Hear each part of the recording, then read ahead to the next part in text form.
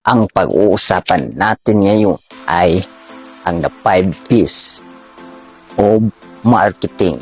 So ang una po ay ang people. So bakit po ang people? Kasi ang unang target market natin po ay ang mga tao.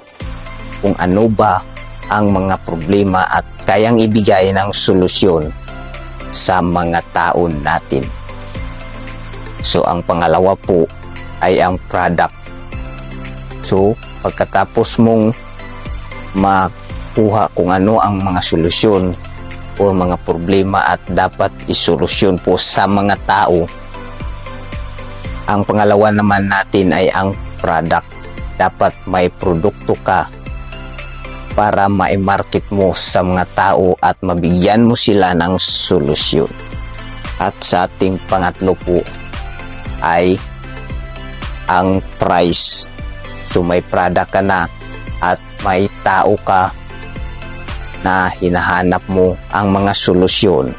Kaya meron ka na pong product at ang ating pangatlo po ay ang price. Dapat may presyo po ang product mo para fit po sa tao or kaya po ba niyang maano sa product mo. Kaya mo ba siyang bilhin? Kaya may presyo ka po. So at ang pangatlo po ay ang ating pangapat ay lugar o place kung saan mo itatayo yung business mo. Kasi doon po sa lugar mahanap mo yung mga tao at doon po pumunta para bumili sa iyong mga produkto. At sa ating panglima and the last is yung promotion.